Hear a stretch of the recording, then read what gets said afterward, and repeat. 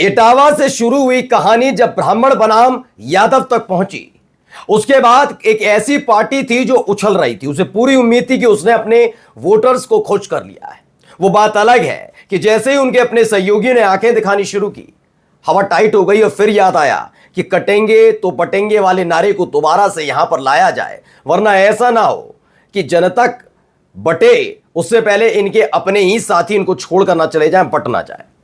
लेकिन इन सब के बीच अखिलेश यादव ने उन लोगों की बोलती बंद कर दी जो दिखावा करते हैं सनातनी होने का, जो हिंदू राष्ट्र के नाम पर हिंदू मुसलमान जात पात लेकर बैठे रहते हैं।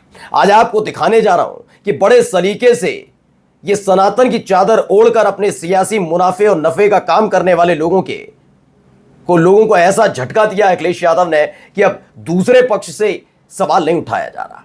आज आपको यह भी दिखाऊंगा कि सनातन परंपरा के सर्वोच्च पद पर बैठे हुए, यानी कि सनातन जितने सनातनी हैं उनके लिए भगवान का दर्जा जिन्हें दिया जाता है, शंकराचार्य, उनको गाली देने वालों पर इनको कचोट नहीं थी। लेकिन सोचिए कैसे धर्म के नाम पर खिलवाड़ करने वालों के सामने लंबलोट होते हैं ये बीजेपी के नेता। आज आपको एक एक चीज दिखाने जा रहा हूं कि कैसे भारतीय जनता पार्टी की न केवल पोल खोली बल्कि बीजेपी के छाया तल्ले धर्म के नाम पर अपना व्यापार करने वाले लोगों को भी बहुत सलीके से समझा दिया है। नमस्कार, मैं हूं प्रज्वल गौतम और आप देख रहे हैं न्यूज सर्किल। आज का यह बयान हो सकता है कि आपको शुरुआत में अटपटा लगे, लेकिन यकीन मानकर चलिए अगर वीडियो के आखिर तक जाएंगे तो आप समझ जाएंगे कि क्या वाकई भारतीय जनता पार्टी सनातन प्रेमी है, क्या वाकई हिंदुओं की रक्षा करने वाली है, क्या वाकई हमारे देवी देवताओं से लेकर हमारे साधु संत शंकराचार्य पूरे सनातन परंपरा से ताल्लुक रखने वाले लोगों का सम्मान करती है, या फिर जो ढोंग करते हैं, जो दिखावा करते हैं, जो धर्म के नाम पर इनके लिए वोटों की खेती काटते हैं, सिर्फ उनके आगे ये शरणागत होते हैं। तो पहले शुरुआत ही मैं करूंगा अखिलेश यादव के बयान से। पहले वो बयान सुनिए। कई कथावाचक हैं जो 50 लाख रुपए लेते हैं। कोई किसी की हैसियत है कि धीरेन्द्र शास्त्री को बुला ले अपने घर कथा के लिए? कोई अंडर टेबल लेगा वो बाबा पैसे? आप पता करवा लीजिए, अंडर टेबल नहीं लेते हैं वो धीरेन्द्र शास्त्री। क्या कथा वाचने की पता कितनी कीमत होगी उनकी? फ्री थोड़े नहीं। तो सही बात है, कथा वाचन करने वाले 50-50 लाख रुपए लेते हैं, लेकिन साथ में नाम ले दिया धीरेन्द्र शास्त्री का। धीरेन्द्र शास्त्री का जिक्र करना जरूरी है, लेकिन मैं धीरेन्द्र शास्त्री के बयान पर आऊं उससे पहले मैं आपको बताना चाहूंगा कि भारतीय जनता पार्टी के नेता किन के आगे लंबलोट थे। लेकिन इसकी शुरुआत करूंगा पिछले साल हुए राम मंदिर के शिलान्यास से।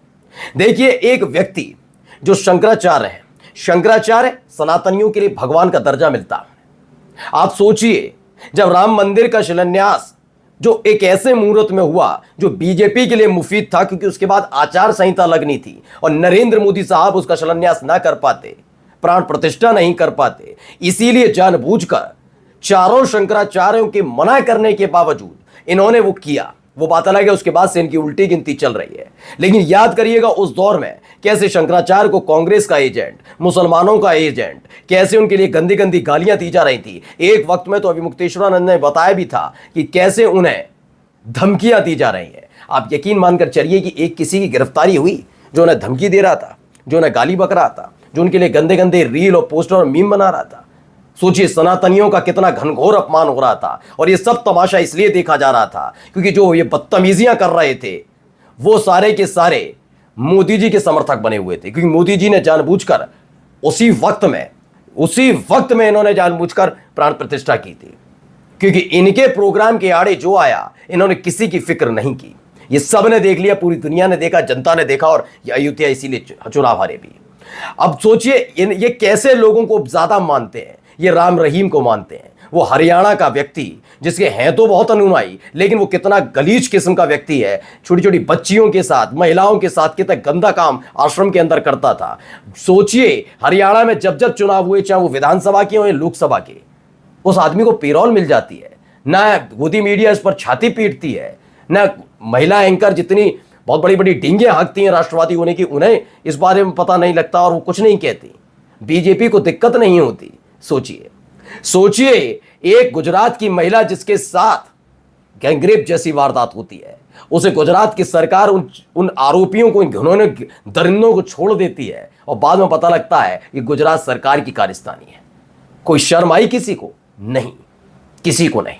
आसाराम पर प्यार लुटाना और तो और आजकल धीरेंद्र शास्त्री। आप मुझे धीरेंद्र शास्त्री का एक ऐसा दिखाइए शास्त्रार्थ जिसे देखकर आप कह दें कि हाँ वाकई ये व्यक्ति बहुत ज्ञानी है, या फिर आप खुद बता देंगे कि वो सिर्फ दुकान चलाता है। जी हां, दुकान चलाना। और उसके सामने बिहार में कैसे मनोज तिवारी से लेकर गिरिराज सिंह सारे लंबलोट हो रहे थे।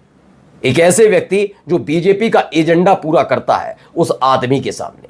अब आइए जरा खबर क्या है। खबर यह कि अंडर टेबल मोटी फीस लेते हैं बाबा, बुलाने की हैसियत नहीं। अखिलेश यादव के निशाने पर क्यों आए पंडित धीरेंद्र शास्त्री। उन्होंने जो कहा कि कई कथावाचक हैं जो 50 लाख रुपए लेते हैं, किसी की हैसियत है धीरेंद्र शास्त्री को कथा के लिए अपने घर बुला ले। अंडर टेबल लेगा वो बाबा पैसे, आप पता करवा लीजिए धीरेंद्र शास्त्री पैसे लेते हैं क्या, कथा बांचने की उनकी कीमत कितनी होगी, इसी को लेकर नाराजगी है। अब भाई सवाल तो उठेंगे ना, अगर आप यादवों के खिलाफ गंदगी फैलाई जा रही है, पिछड़ों के खिलाफ गंदगी फैलाई जा रही है, उस पर भी आप शांत होते हैं ऐसे वक्त में जब एक बात एक जाति की नहीं थी। मैं बार बार कहता रहा हूं, करनी सेना ने जो किया वो समूचे क्षत्रिय समाज ने नहीं किया, पहला, ठीक है ना। दूसरा जो इटावा में हुआ वो समूचे ब्राह्मण समाज ने नहीं किया, ठीक है। वो ब्राह्मण समाज समूचा नहीं था वहां पे कि पूरा देश भर का ब्राह्मण टूट पड़ा उन पर, नहीं। तीसरा जो यादवों ने अगर इटावा में किया वो समूचा इटावा में पहुंचा नहीं था यादव। कौन थे वो पहचानना चाहिए, और जो अराजकता फैलाता उसके खिलाफ कार्रवाई होनी चाहिए, किसी की जात या धर्म से नहीं जोड़ना चाहिए, ये मैं खुलकर कहता हूं। और यही काम अखिलेश यादव कह रहे हैं। अखिलेश यादव ने उस समय ब्राह्मणों के लिए नहीं कहा है, वो गुस्सा इसलिए फूट पड़ा क्योंकि एक पॉलिटिकल पार्टी के इशारे पर कई ट्रोलर जो ब्राह्मण जाति से ताल्लुक रखते हैं या नहीं रखते कुछ पता नहीं है, वो सारे के सारे टूटकर यादवों को गालियां दे रहे थे। तब यादव समाज का गुस्सा फूटा। लेकिन वहां इटावा में जो हुआ, मैं फिर बता देता हूं, अखिलेश यादव ने क्लियर कर दिया कि नहीं, वो उनकी पार्टी उनके समाज से लेना देना उनका कोई नहीं है, उन पर सख्त कार्रवाई होनी चाहिए। ऐसे में बाबा के नाम से मशहूर धीरेंद्र शास्त्री क्यों एक अंटे पर चढ़े, क्योंकि देखिए पहली चीज तो ये समझ लीजिए, वो व्यक्ति भारतीय जनता पार्टी के एजेंट के तौर पर काम करते हैं, हर कोई जानता, अब किसी से छिपा हुआ नहीं है।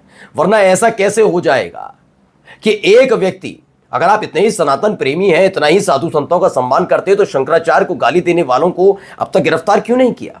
शंकराचार्य जब राहुल गांधी के लिए कुछ कहते हैं तो उन्हें सिराखों पर बिठा लेते हैं, लेकिन जब वही शंकराचार्य नरेंद्र मोदी की तरफ से किए जा रहे क्रियाकलापों पर, महाकुंभ में हुए हादसे पर आलोचना करते हैं, तो उन्हें नैतिकता का पाठ पढ़ाया जाता, मुल्ला पता नहीं क्या क्या नहीं उनके लिए शब्दावली का इस्तेमाल। सोचिए हमारे भगवान है, वैसे सनातन प्रेमी बताते हैं, इनकी पोल यहीं तो खुलती जा रही है कि कैसा दोहरा चरित्र लेकर चलते हैं। इनके लिए धर्म सिर्फ एक खिलौना है दोस्तों, और अगर धर्म खिलौना नहीं है और ये वाकई सनातन का सम्मान करते तो उन ट्रोलरों को गिरफ्तार करते, उनको बदतमीज और घिजघिजे और जो बहुत गंदी और सोच वाले लुच्चे हैं उन्हें गिरफ्तार किया जाता और शंकराचार्य के लिए गंदगी उगल रहे थे। लेकिन चूंकि शंकराचार्य ने आलोचना योगी आदित्यनाथ की कर दी महाकुंभ हादसे पर, चूंकि राम मंदिर की प्राण प्रतिष्ठा पर मोदी की आलोचना कर दी थी, इसीलिए ट्रोलर इन्हें पसंद आ रहे थे, और आजकल पसंद आ रहा है धीरेंद्र शास्त्री।